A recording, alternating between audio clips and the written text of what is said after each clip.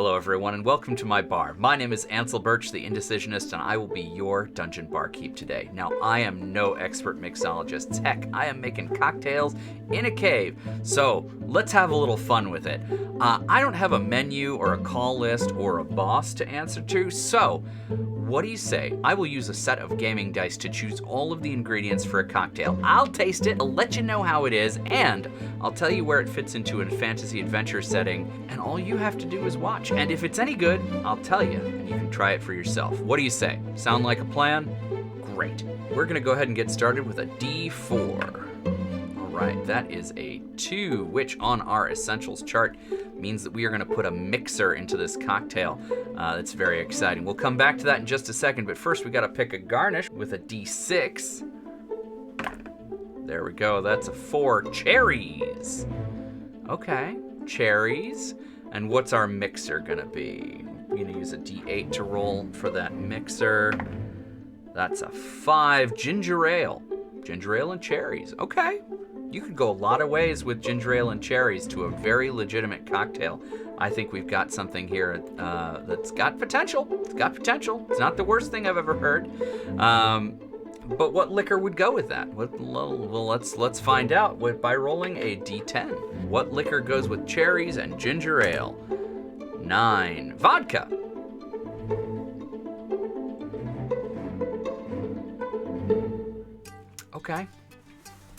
Okay.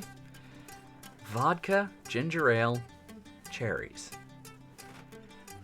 I may have to do a little bit of executive decision making to spruce this up a little bit, but that's certainly not beyond me. So let's go ahead and assume that I can make that happen. In fact, to prove to you that I've got a chance, I'm going to go ahead and roll over to our bar terms chart.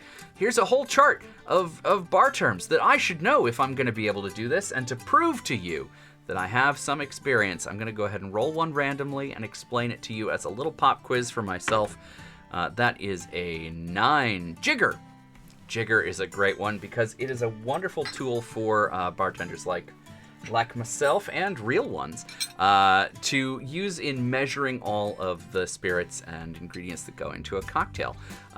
Jiggers come in all shapes and sizes. You've probably seen ones like this one in use all over the place. They also come in this little squatter size. And I'm a big fan of this like highly graduated one that was sent to me by a viewer. So there's lots of opportunities out there for jiggers in different styles and sizes, depending on how you like to make your cocktails. I bet you could even measure your cocktails with like a syringe if you wanted to get real like medical about it, or do that as a bit. But jiggers are the small increment measuring devices that we use in cocktail making to make sure that we have the right quantities or balance for the cocktail that we're making. So that is jigger. And the last thing we need to do on this rolling, the last roll we need to make is for a name. So what do we call a combination of ginger ale, vodka, and cherries? Well, I've got this list of names right here, put together from suggestions from people online, people just like you. And if you would like to be one of those people just like you can absolutely do that over at indecisionist.com/dungeonbarkeep, where you can submit a name suggestion and it will end up on a chart like this one someday in the future. But first, we're going to go ahead and pick one off of today's. So I'm going to roll this D20 and 18. Tower of Bar Bel. All right, the Tower of Bar Bel calls to us all. So let's head on over to the bar top cam and answer that call. All right, for the Tower of Bar Bel, I think I want to make sure that this is going to be as flavored as possible, considering the fact that we're putting almost nothing in there to help it. So I've got a couple lime wedges, and I'm going to go ahead and toss those in there. We also got cherries as the garnish for today's cocktail, so I'm going to take the liberty of adding a couple maraschinos and the syrup that they come in to our mixing tin as well. And we're just going to muddle those down. Come on, get in there. My hope is that this will give a little bit more excitement and pizzazz into our cocktail. So this device is a muddler. You can use the backside of a bar spoon against the side of a glass if you want, or just like a tablespoon or whatever. Basically just want to squish everything down so that the zest of the lime have a chance to really express all of their flavors out into our cocktail once we add it to the tin. Now, you may notice I'm using a tin instead of a glass today. The mixing glass was dirty, that's all. Now I'm going to rinse my muddler. This is something I like to do. I don't know if it's standard practice, but it's something I like to do. So that, we get all of that goodness off of there. So we're going to go ahead and add 2 ounces of vodka to the cocktail. And I'll swirl that around with the muddler to get the last of the cherry bits off of there. Alright, so just to get the last of the cherry. Wouldn't want to lose any of that fruit. There we go. Come on. Yeah, that looks good. So, vodka, cherries. I added some lime. That was an executive decision. Now, we are going to chill this down by shaking it. So we'll add a few d6 of cold damage.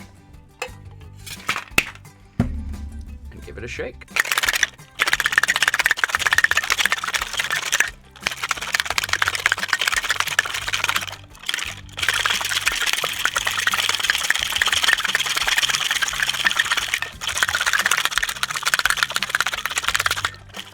Alright, now I'd love to put this in a Collins glass, but that's just something I don't have at my bar, so we're going to use one of these little short sidecar glasses.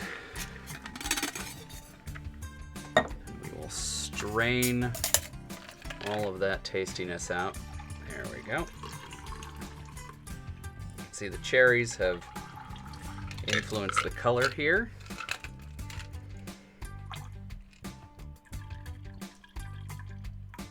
It already smells nice. The lime is balancing out the scent of the sweetness of the cherry. So all that's left is to add some ginger ale. And I am gonna go ahead and drop a couple d6 of cold damage in here as well. And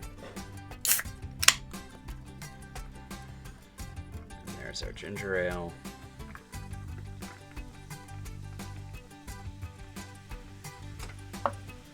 And finally, a maraschino to garnish. Behold, the Tower of Bar Bel.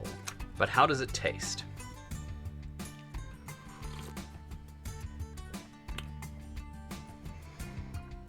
The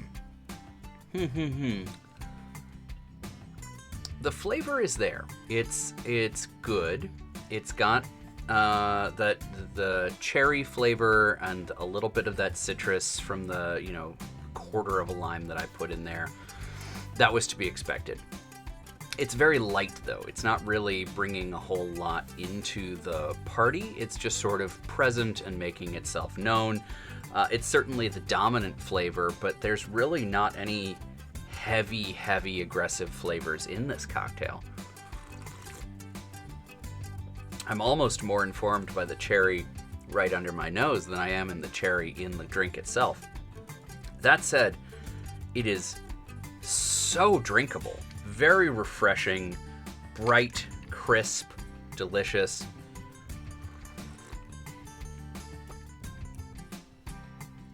It's got like a spritzer sort of feel to it, I think. Yeah, this is delicious. This is a tasty cocktail. I could see upping the fruit in it to raise the impact. Like if you put extra maraschino cherries in there, maybe more lime, maybe some triple sec or Cointreau to like really zing home that fruit vibe. But yeah, this is delicious. Tasty cocktail, very summery, very of the season. I highly recommend that you try this one out for your next like outdoor event thing. I don't know what people are doing outdoors anymore. Do you still go on adventuring raids to the goblin camps? Are people still hunting grass monsters? I've been in this cave for so long. For so long I've been in this cave. I feel as though I've learned a lot, though. I mean, I've learned about the wizard that makes the magic portal. I've learned about bartending in the cold without the light of the day. Anyway, so where does this fit into an adventuring campaign?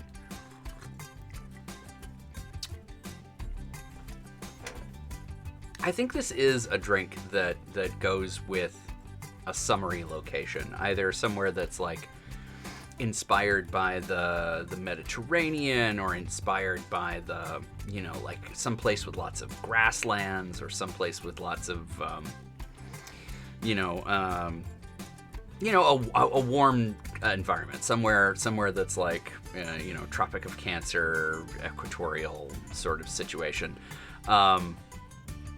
Just because it is so bright and fruity and fresh and delicious, and it's got that like zing to it, that it gives me that sort of barbecue vibe. And I think honestly that might be the perfect place for this cocktail to fit into an adventure. You know, it's your adventurers have just completed a quest. They've fought a dragon and won, and they bring home the carcass of the dragon, and the whole village cooks it up. You know, maybe not a dragon, maybe it's, some other thing that's more, delicious. Maybe it's a wereboar, or not a wereboar. Maybe it's a dire boar or something like that. Something that's, kind of analogous to a thing that we use for food in the real world. But yeah, I think there's a huge opportunity for this to be like the cocktail that you serve your party as they are celebrating the victory over the monster that was besieging the villagers. The dire boar has been in the forests for months, and we've lost so many children who were just trying to get to Grandma's house, and now you have saved everyone, and they're cooking up the dire boar, and on top of that, there's this delicious barbecue drink. And it has the excellent side benefit of being something you could actually serve at the table to set the mood. It's not particularly boozy. It's got a lot of ginger ale to it. You could probably, if you wanted to make a virgin version of this, just do the ginger ale and the fruit, and I bet that would be delicious. Just a fruit smash. Yeah, absolutely recommend. I'm sure this is something people are already doing, but here in the dungeon, this is the Tower of Bar Bel. Now, if you're watching today's episode on release day, you are 1 week away from TTRPG Pickup Con opening up. It's coming up on the 22nd through the 24th, and you can still sign up right now to get a spot at one of our tables. We have dozens of games from a bunch of amazing game runners who volunteer their time for this free event. It's completely transaction-free and open to players of all experience levels. So if you are a TTRPG player, or you would like to be, this is an amazing opportunity to make new friends, try new systems, and dip your toes into playing online if you haven't done it before. This is something that I've put together through indecisionist.com, and you can find it there, as well as at ttrpgpickupcon.com. The link is in the doobly-doo. Until next time, friends, drink adventurously.